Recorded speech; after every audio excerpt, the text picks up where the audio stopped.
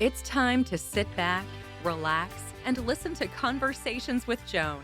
Conversations with Joan will inspire, motivate, and empower you. Live your best life now. Listen, learn, think, and decide. And now, here's your host, Joan Herman.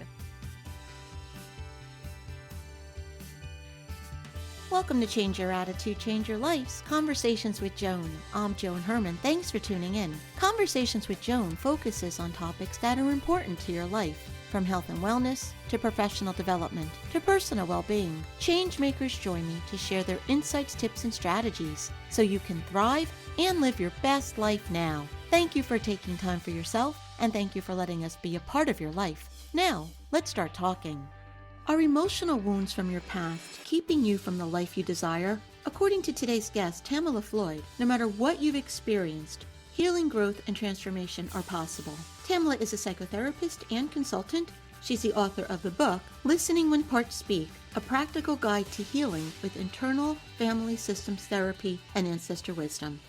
Welcome, Tamala. Thank you so much for joining us. Thank you, Joan, for having me. Tamala, we've all experienced something in our past that may impact us negatively today. For the sake of this conversation, what types of emotional wounds will we be talking about?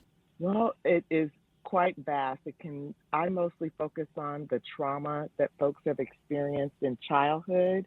The primary clients that I work with are women who've experienced childhood sexual abuse, but it can be any type of traumas that we want to discuss today. It could be the loss of a home. It could be the loss of a child. It could be the loss of a job.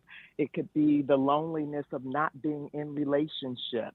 So it is vast, the experiences that folks have that register as trauma. So there are so many things that could be impacting us. How can these wounds present in a person's life? Oh my goodness. It can present as shutdown. It can present as overworking. It can present as loneliness. So we can have the presentation that's external and interrelational, but we also can have the presentation that's internal, like the shame that I may carry that causes me to then withdraw from connection. Most of us don't even know why we behave the way we do. That's very true. Often we believe that we're doing it as in relationship to another person or whoever is before us. But what we're actually responding to is something that has happened in our past that is similar to what's happening now. And that's often why our behaviors end up showing up as an overreaction, because we're not really making those choices based on today. We're actually responding to something very painful in our past. So if we're doing this unconsciously, how can we see the problem? How do we know that there's something from our past that's influencing the way we're behaving today? You know what? We may not know. We may not realize that connection. And sometimes it takes someone pointing it out to us, like a friend or a family member. Sometimes it takes going to therapy and really looking at what happened earlier in life. And then sometimes there are some situations. I had a situation happen to me recently that I speak about in Listening When Parts Speak, where I was having an overreaction to being on a ferry in a broken chair. And I blamed my husband for me being in this broken chair because he asked us to move to another location in the ferry, which was closer, but also caused me to be in a chair that was broken versus where we were sitting initially. So what happened when I had this overreaction where I was just getting very irritated with him, there was a part of me, so there was this part of me that was irritated, but there was another part within that said, man, this is an overreaction. Why are you so upset? Which made me pause, because now I realized there were two parts within me, the one that was irritated about the broken seat and moving, and the one that was saying, wow, that surely was an overreaction, which then gave me the opportunity to step back and say, what's happening here? So when we hear that other voice sometime that realizes we're overacting, we need to listen Tamla, it's so interesting because I was talking with one of my friends last week and I was telling her about this interview that I would be having with you. And we were talking about the book and emotional wounds from our past. And she confided to me that she's been really struggling to try to figure out why she had such low self-esteem. She couldn't understand it because she said, I had a loving family. I had anything I wanted. There was never any abuse. It was, like, everything was great. She had a lot of friends growing up. And then as we were talking more, she shared that when she was very young, she was overweight and she could remember being teased by some of the kids in grammar school. Like, this is probably like second grade. Can something that happened that long ago for such a short period in someone's life impact that person's life for years to come? Absolutely, it can. Because at that time, we had these young parts of ourselves who were, in her case, being judged externally by kids at school harshly. And she didn't know what to do with that. So a part within her decided that it needed to protect her. And the way that that protection happened shows up as low self-esteem. That's why you say we need to learn about all of these parts. Yes, and revisit some of these things that we may have thought were insignificant, but they really were very powerful and impacted us in our showing up in our lives and relationships currently. We're talking about second grade. Some of these impacts can go all the way to in utero.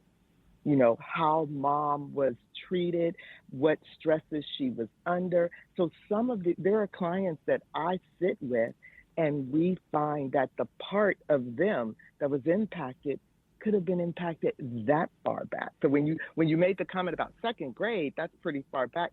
It can go even further back than that. It's very interesting that you said that because when I look at my own life, I had a 14-year-old brother who died 2 years before I was born. And I wouldn't be here, to be honest, if that had not happened. I believe I would not. So when you mention that, I wonder how much of my life has been impacted by the emotions my mother was experiencing when she was carrying me. Absolutely. That absolutely can be an impact. As a matter of fact, there is actually a client story in the book, very similar to what you just shared, where client, also female, born after a child loss of a brother, in this case two, and this client had a part within her system that was called the replacement child, because part of her experience was like, I was the replacement for the child that was lost. And so this then made her feel like she had to overcompensate and be both herself and the lost child. So that absolutely can have an impact on us in our lives when we're the child after a loss. And probably, and I know in my own life and probably in hers as well, you then become the good person. You don't want to cause any problems. You're the peacemaker. You're the dutiful one because you just like to make sure everything is the way it should be because of what your parents have been through. Absolutely. That is exactly the role that this client also took on. I'm not going to make any waves. I'm going to be the great child. I'm going to do well in school. Just all the things, being the perfect replacement in this client's case anyway. But yes. So having this conversation with you now is revealing so much to me. So if a person needed to understand these types of experiences that have occurred, but they're not even aware of them, how do you begin? How do you start on this healing journey? Oh, yeah. You know what? The way that people often show up to therapy is because something is no longer working in their lives. The fact that these parts may stay hidden, although they're operating in our lives, causing maybe problems and upset, it's not until I have exhausted every way I can think of to resolve these problems in my life do I then show up in therapy, or I reach out to a religious support, or somehow I'm the support group, whatever it may be. So it's that breakdown, like all of the defenses, all of the techniques, skills, strategies that I've tried up to this point to improve my life no longer work. So now I throw my hands up and look for some type of support outside of what I've been doing up to this point. Once I connect with that support, if you're connecting with an internal family systems therapist or practitioner, then they're going to work with those parts of yourself that have been hidden. And it's a lot of work and it's painful because we hide those parts for survival because we don't want to experience that pain over and over again. Exactly. But here's the thing. Those parts of us that are protecting us, they came into those roles for exactly what you said, to protect that part of us that is wounded, that holds the pain. But when we get to the part that holds the pain through IFS therapy and heal it, then those parts that have been behaving with these strategies that have been upsetting in our lives can release those strategies and then take on their natural role within the system. Because our parts weren't born feeling low self-esteem or being ultra responsible or wanting to be perfect or people pleasing. They took those roles on in order to protect us from the pain. None of us want to feel that pain. We don't want to face those parts. But one of the things that I have learned is that there have been tremendous gifts in the trauma I've experienced throughout my life that had I not gone through that pain and facing that pain and deciding to do something with that pain, I would not have ever seen. That's absolutely correct. Yes, there is benefit in the pains that we experience. But I think that for many folks, it actually takes going through the healing process in order to appreciate what they actually gain from those difficult, hard times. So you've written a book about internal family systems therapy. What is that and how does that relate to what you and I are discussing? Yeah, we pretty much have been discussing it from the very beginning.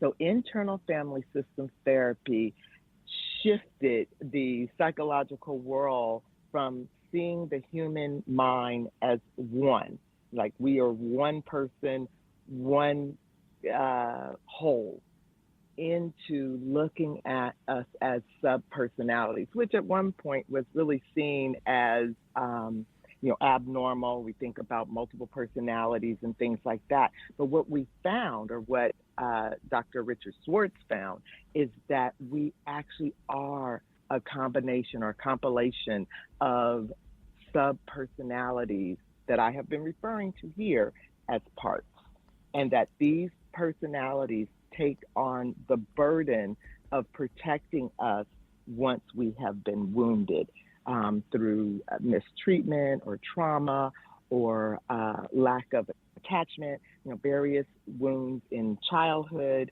And so they take on these new roles to protect us. And so we never get to actually heal that one that they are protecting until we come into relationship with these parts that have taken on these extreme roles. How does that protection then tie in with ancestor wisdom? Yeah, oh my goodness, yes. So with the way that I have brought ancestor wisdom into IFS is particularly related to what in IFS we call legacy burdens or generational trauma. These are the traumas that have been handed down our ancestral or generational lines. And since these traumas can come back, go way back, ancestors hundreds of years ago that we don't even know their names anymore, it's important to welcome in healthy, wise, healed ancestors to help with that healing process. So it's really brought into the healing of legacy or generational trauma. Intergenerational trauma, that generational trauma that travels with us. When you see a dynamic within your family, so for example, I have, on one side of my family, I have a group of cousins that just seem to exhibit this very unhealthy relationship patterns. And I've decided that I don't want any part of that. I don't want to behave like that. So by me removing myself from that type of behavior, am I breaking that generational pattern by doing so? And is that something other people can be doing to break those patterns? Yes, you are, and yes, they can. Being the person on your generational line that says, no more, I'm not going to engage in, I see these behaviors and I'm making a choice not to engage in these behaviors, can actually do two things. It can, one, stop the trauma with your generation, so keep it from moving forward. But the other thing that I also like to do is help people heal the generations that came before them that also held this trauma. And understanding generational trauma, boy, that is challenging because it's what you know, it's what's familiar. And so recognizing that, the way a family operates isn't always in your best interest, that can really be a difficult thing to do. It absolutely can be difficult. But it can be difficult. However, it can also be easier to work with that trauma. And I'm saying easier, not easy, but it can be easier to work with the generational trauma than the personal trauma, the trauma that was your firsthand experience, because the generational trauma was not your experience. It was handed down. Someone generations upon generations ago experienced this trauma, and then each subsequent generation absorbed that trauma down to you. Well, in addition to absorbing it, doesn't it become your programming? Because isn't it true that our subconscious is programmed, I think it's like by age 6, if I'm correct? And so if this is the behavior of the programming you're receiving, now you're going to carry that as your programming into the future. So it's recognizing that it's wrong, but then isn't it also having to reprogram yourself? I wouldn't say reprogramming. There are some steps within internal family systems to help you release legacy burdens and heal yourself, the generation before. And that's why it's important to invite in the ancestors, because what you do with legacy, what we call legacy unburdening, is we invite in all of our ancestors who carried this same burden. So that is releasing that burden from the ancestral line, backwards and forward. So it's not just working to release it from your experience, but also from the experience of the ancestors themselves. And that is why we invite in that wise, healed ancestor who's healed from this burden, or maybe never even carried it in the first place, and is able to heal the ancestral line. So is that the first step in healing from the emotional trauma we experienced as a child? Not necessarily, because some of our traumas are firsthand, right? This burden that I carry comes from, say, the experience of being raised in a home where I had an alcoholic parent and all that comes with that. So that's my firsthand experience. So that burden or trauma will have to be released personally versus the trauma that is going to be released because it's a generational trauma. So it really depends on what type of burden or trauma we're referring to. So if someone is listening to you right now, Tamala, and they say, it's resonating, this is the story of my life. Yeah. What is the first thing that person should do to begin the healing journey? Well, one of the things that was really important to me, being a therapist for over 30 years now, and knowing that not everyone will go to therapy, can afford therapy, or wants to get their healing that way. I realized the enormous power of internal family systems therapy and wanted to bring it to folks who can heal using this therapy, but don't necessarily have to see a therapist. So one way is actually to read Listening When Parts Speak, which is a step-by-step, chapter-by-chapter guide to doing your own healing. Mm-hmm. And once again, that book is Listening When Parts Speak, a practical guide to healing with internal family systems therapy and ancestor wisdom. If our listeners would like to learn more about the book or Tamala and her work, you can visit tamalafloyd.com. Tamala, in our final moments, what is the takeaway? What would you like to leave our listeners with?